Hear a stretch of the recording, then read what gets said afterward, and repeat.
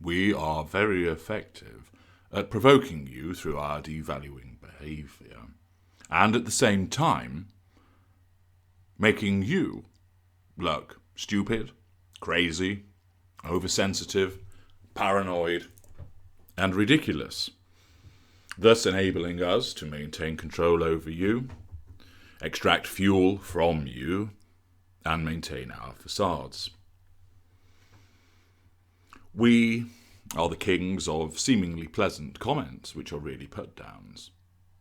And even when you realise that our behaviour towards you is unpleasant and devaluing, it often does not appear this way to other people. We appear with that radiant and broad smile, as we then slip a stiletto knife between your ribs with deft ease. Nobody else sees us do this. It appears to everyone else, as we stand there with our false smile plastered across our faces, that we are actually giving you a loving hug. Our outside appearance to the world and the maintenance of our facade remains intact, as we slip through your defences and land a blow against you. We revel in seeing you smiling in return, your eyes lighting up with delight at our seemingly benign manner towards you, for you then to suddenly realise the import of what we have actually said and done.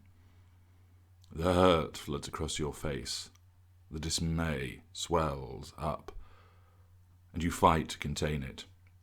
The pain flashes in your eyes.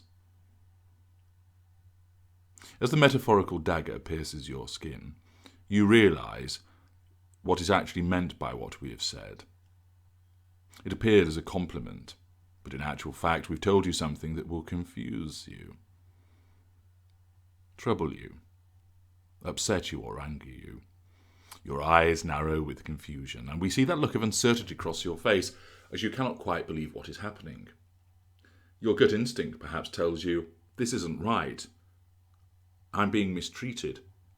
But then the self-doubt, the impact of your emotional thinking suggests, no, I'm reading too much into this. He's always telling me that's the case. Maybe I'm being oversensitive. My friends have suggested that might be the case. Did you hear what we said correctly? Perhaps you misinterpreted the comment that we made. Did we really just say that? We instinctively see how you are torn between wanting to accept what we've said, the sinking sensation as you realise that what we have just done is a barbed observation, and the fact that you realise that you're being mistreated, abused, devalued. But you are uncertain, and therefore daren't approach us, call us out on this, for fear of further retribution, for looking stupid, or indeed, ultimately, playing into our hands. The look on your face is akin to the look of bewildered astonishment that one might see on a wildebeest, as it is brought to ground by a hungry lion and is eaten alive from behind. It cannot quite comprehend what is happening to it, and neither can you. What makes it worse is that to everyone else we appear to be smiling, hugging you, and being pleasant. You want to react.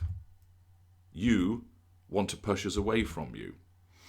You want to chastise us, lash out and reprimand us for what we have just said or done, but the way that we framed this behaviour means that you would appear mean, ungrateful, paranoid, churlish if you did so.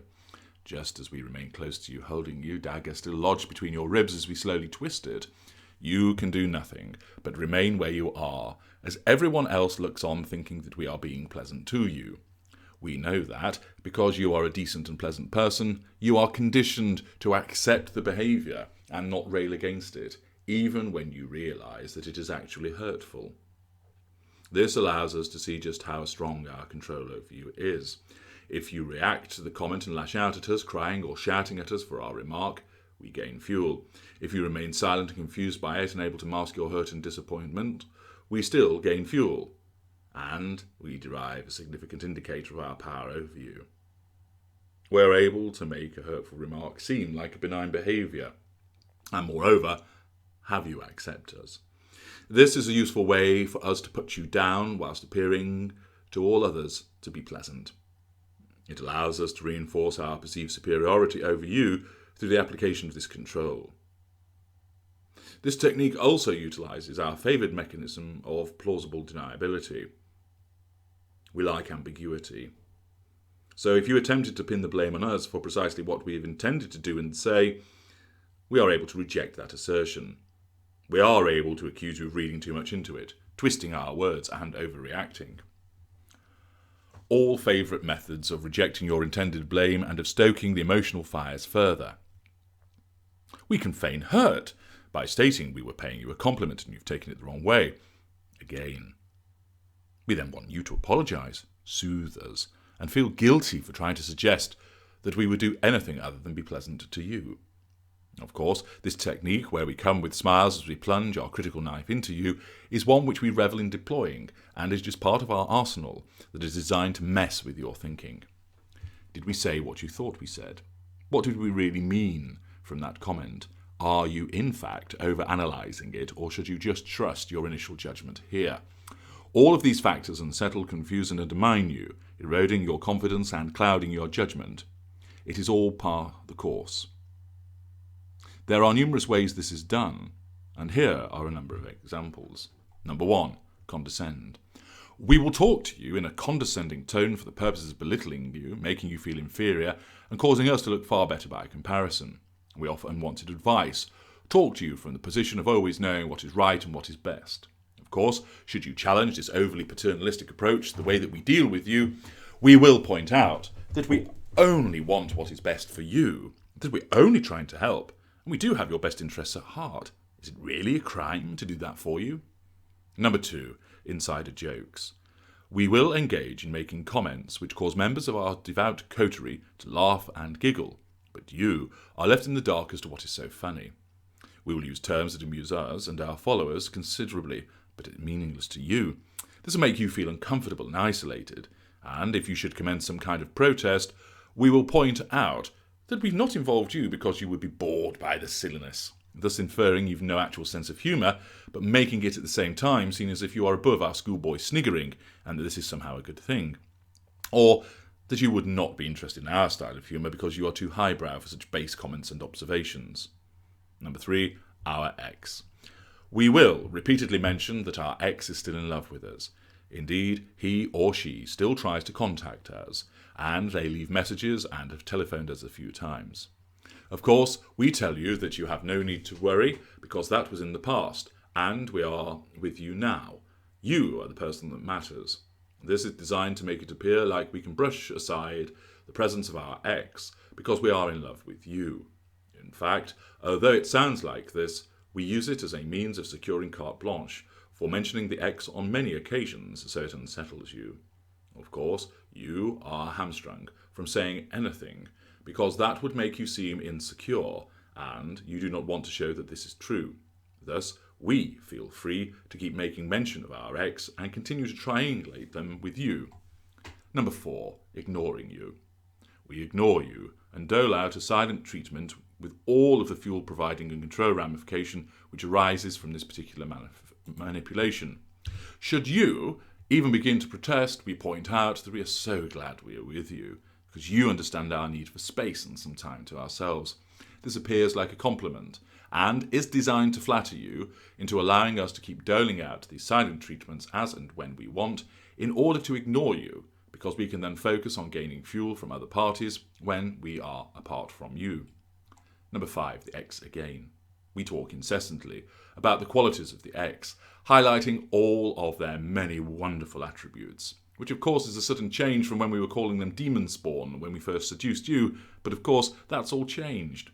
We babble on about how marvellous they are, the funny things they said, how beautiful they looked, the achievements they secured, and so on and so forth, before telling you that we are so pleased that you are so understanding that we can talk about past relationships with you.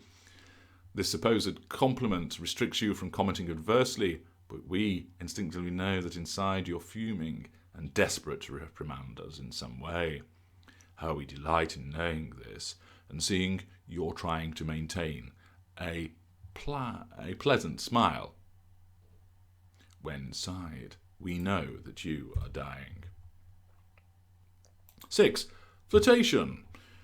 We flirt shamelessly, and we know you see us doing this. We also know how it hurts and angers you, but we fire a compliment your way by telling you that it is refreshing to be with someone who allows us to be ourselves, someone who isn't jealous, and someone who is so trusting.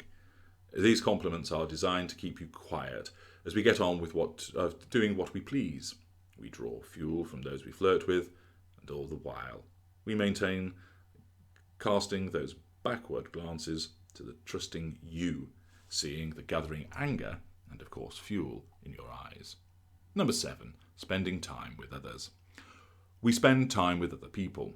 It may be chatting someone up in the bar, hanging out with our friends, chasing down new prospects, wowing the crowd at a work function, and so on. This blatant fuel gathering is crucial to us, and when we wander in later after our 3rd consecutive night out, we head you off at the pass by praising you, by saying how lucky we are to have someone who understands that because they get all our attention most of the time, we need to be able to spend some time with other people. Once again, this comment is designed to back you into a corner and have you standing, arms crossed and fuming, teetering between our control, and providing us with even more fuel.